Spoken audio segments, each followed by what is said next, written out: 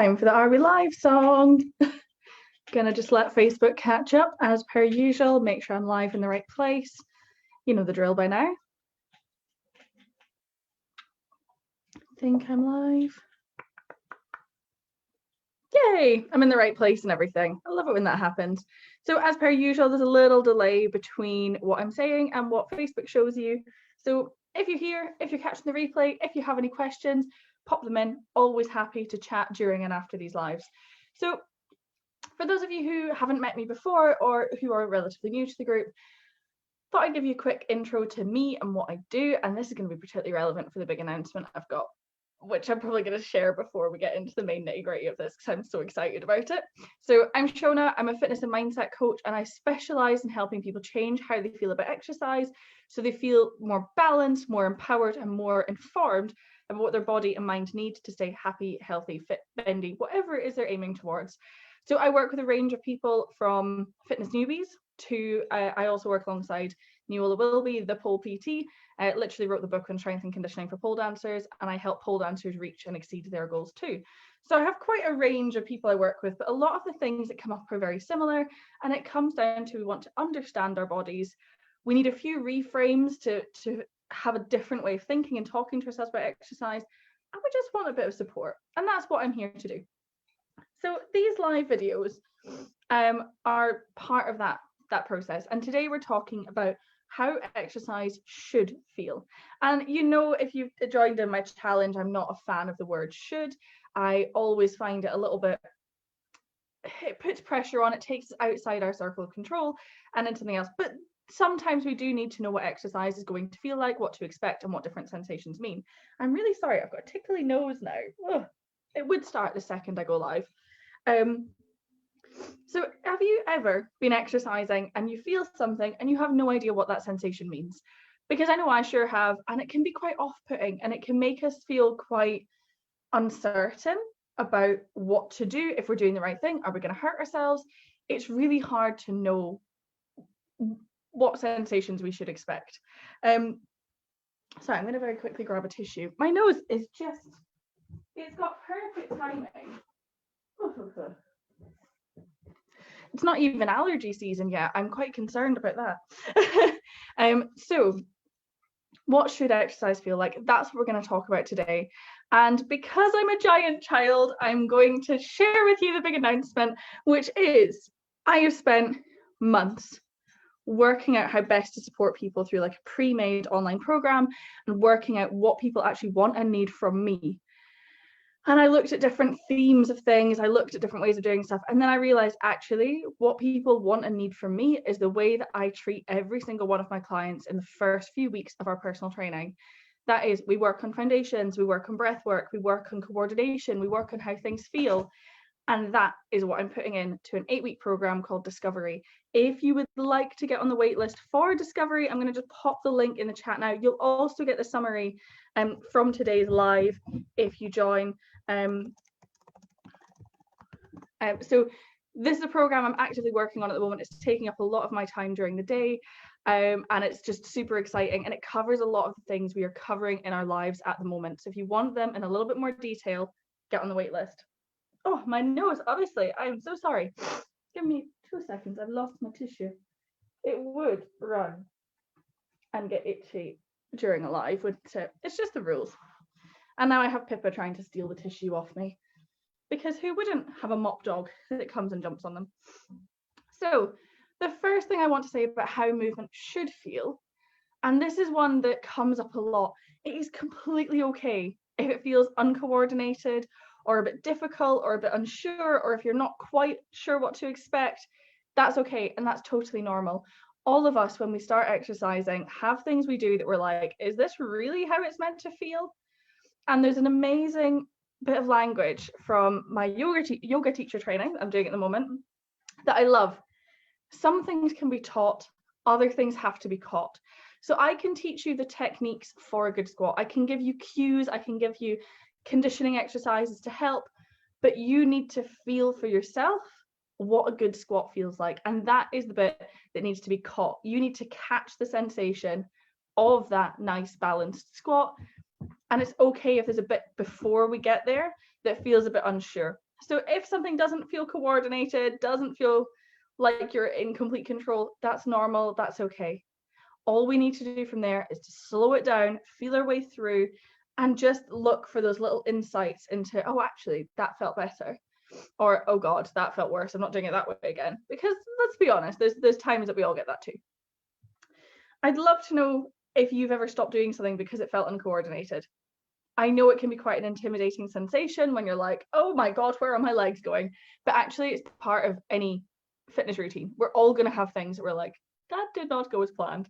I had a great one the other day when I was training pole at my Bubbles house, where I saw this thing on Instagram, and I tell people not to do this because people who post things on Instagram only post the ones that look easy. And I was like, yeah, you know what, this looks totally doable. So I tried it by myself up the pole. Didn't work. Tried it by myself on the floor. Didn't work. Ended up needing my bubble to pass me my foot. So I was like, Amy, can you pass me my foot? And she had to pass it to me. And then once I got the feeling there, I was like, yep, nope, this is not happening today. So the first few times I did it, it felt horrendous. It felt all sorts of skew-iff and awkward and horrible. But having gone through that, I was like, okay, what am I lacking in? So I made it easier. Then I was like, okay, this still isn't quite right. So I made it easier and I got some help. So now what I need to do is work on some rotation, work on some hip flexibility, work on the coordination into that movement. And eventually I will get it. And it's okay that it didn't feel right the first time. If it didn't feel right the first time, it means it's probably something worth working on. So it's okay if things feel uncoordinated and gross. The second sensation that I want to talk to you about today, the second feeling that we worry about, is the fact that cardio usually feels a bit gross. And I know quite a few of us don't like cardio or don't enjoy cardio because we worry that it stays just as challenging. And this is where I'd love you to think about how you rate your improvements in cardio. Because if you are putting in 70% of your maximum effort, that's always going to feel like 70% of your maximum effort. Because your maximum effort is going to increase with time. So if you start and you walk up your hill and it takes you 5 minutes, and that's at 70% max effort, and then you get fitter and you do it in 4.5, and then you get even fitter and you do it in 3 minutes, so you're starting to run up the hill, and that still feels like 70% of your maximum effort. That's because you are putting in 70% of your maximum effort at that time. So that's not going to change. The effort is always going to feel the same. But what can change are things like how many repetitions we can do, the time it takes us to do a set route. There are lots of other things we can do to track improvements in our cardio fitness. One of my favorite HIIT routines, I track how I'm doing by counting the number of burpees at the end. I might ask you to do burpees, not many, but I track how many burpees I do in the last set. That's how I tell if I'm improving or not. At the moment, I'm managing about 3. When I'm really fit, I manage 6, and that effort feels the same. If I was looking at that effort, I would get really disheartened. But when we look at things like how many of these can I do? How fast am I doing it? What's my range of motion like? What's the tempo I'm using? When we look at these other improvements, that effort, it kind of feels like it's worth putting in because we can feel the improvements and we start to feel like a powerhouse when we're moving. So I know that at the moment my cardiovascular fitness isn't great. I mean, I'm sure I'm not alone with this. Lockdown has not been great for, going out for walks and runs, and especially with the snow we've had recently, and getting a puppy. I can't take her on long walks, so my walking is tailed off massively. These things have all massively impacted my cardio fitness. So when I'm feeling out of puff doing things I used to do no problem, I'm framing it as this is my body just getting ready to do this better. And that frame can really help. Cardio doesn't always feel nice, but when we find ways to track the good bits and the improvements, it just makes everything so much easier. The third thing, strength training. I know a lot of us find it hard pushing ourselves and find it hard knowing how far to push ourselves.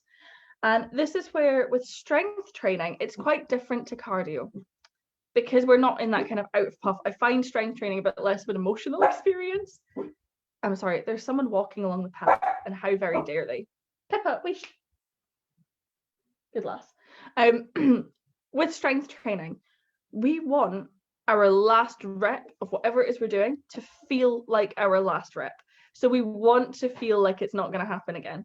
And obviously for things like pole, I never recommend training to failure because let's face it, we need to be able to self-rescue, we need to be able to do things. But if you're doing a resistance band workout, or if you're doing push-ups, or if you're doing squats and you're aiming to work on strength, you want to modify things so that if you're, say, doing 5 repetitions, you want the 5th one to feel like your last one. You need a break after that point. Then you'll take a break and you'll do it again. And what you tend to find, at least I find, if I've had a sufficient rest, my second set feels best. So my first 5 push-ups, for example, they feel a bit gross. I get through them. Take a couple of minutes rest. And for strength training, a couple of minutes is the amount of rest you need. I can go into the reasons behind this, but set a timer for 2 minutes, 2.5 minutes, 3 minutes. If you're doing one of something really hard, take 5 minutes. Just keep moving around in between. Come back in to your next set, and you should feel like it should feel quite nice because you're kind of in the groove. And then what your 3rd, 4th, 5th sets are going to get progressively harder.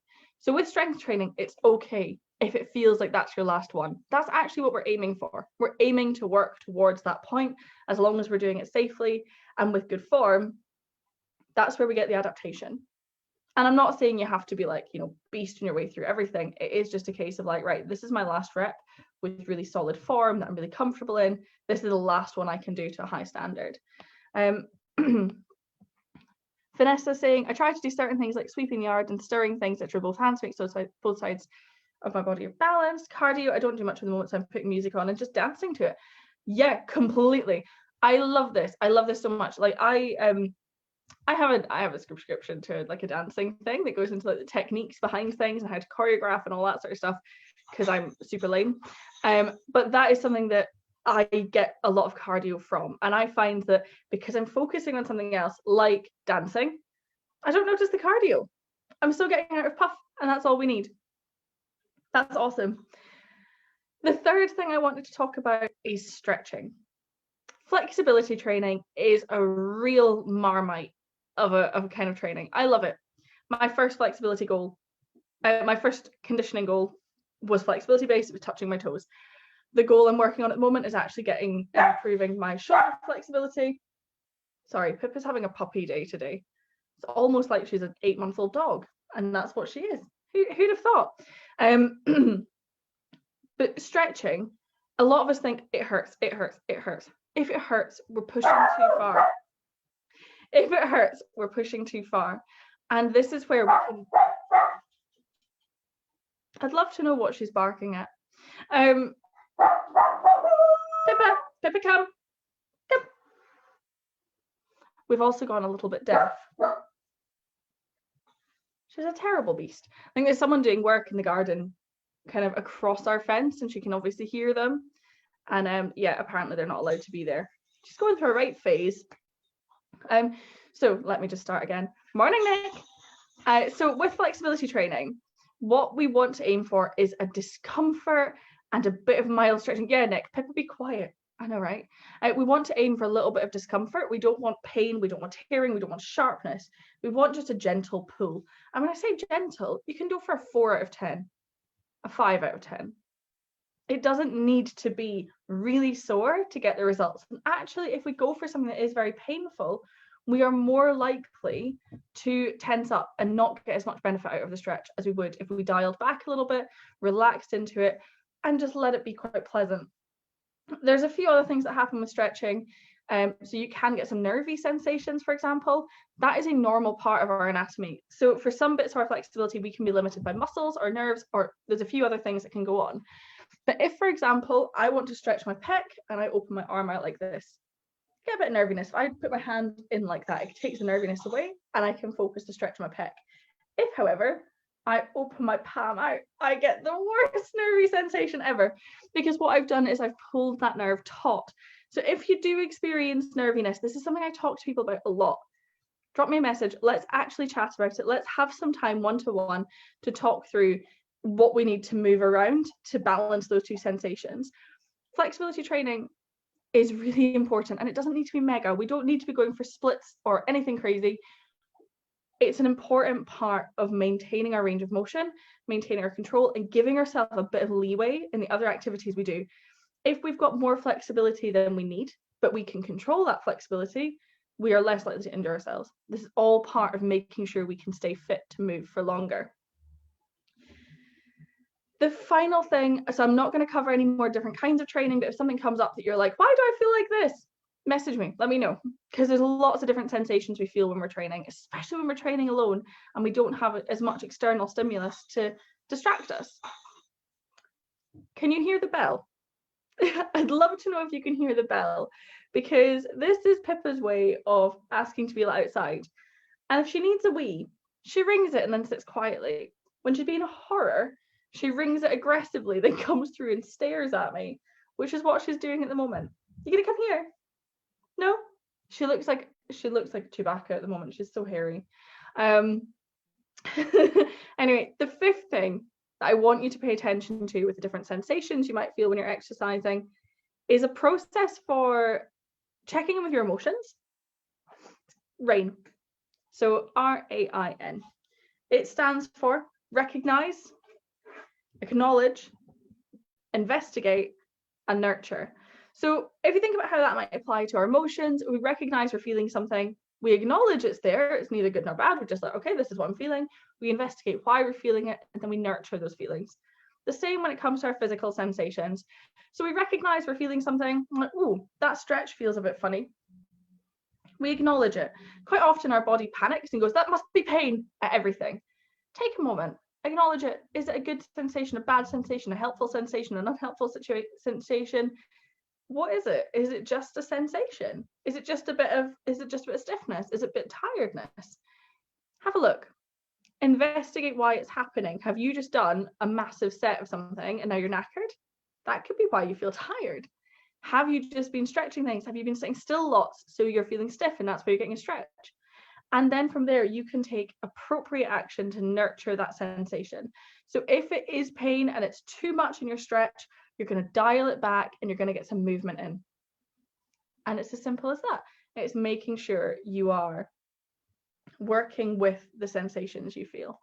And that is pretty much it. We feel a lot of different things, and it's okay to have questions about it. It's okay to ask your body questions and say, well, how does it feel if I do it like this? Or how does it feel if I do it like that? Just a quick recap. Okay if it feels strange. 100% okay if it feels strange. The first step of mastering something is being bad at it and it feeling weird and uncoordinated. And why is my foot doing that? First step. The second thing I mentioned, cardio. If you put in 70% of your effort, it's always going to feel like 70% of your effort. Find other ways to track your improvements and embrace the sensations you get of being out of puff. That's your body doing what's designed to do. And now I have a ferret. I've not had a ferret invasion for a little while. If you got hiccups. The third thing, during strength work, we want your last repetition of each set to feel like your last repetition of each set. So if you're working on your strength, Pippa's stolen her own collar. If you're working on your strength, you're going to feel tired. That's okay. That's normal. Flexibility training should feel like discomfort as opposed to pain. If it does feel painful, we can dial it back. Sorry, I have a ferret climbing my shoulder.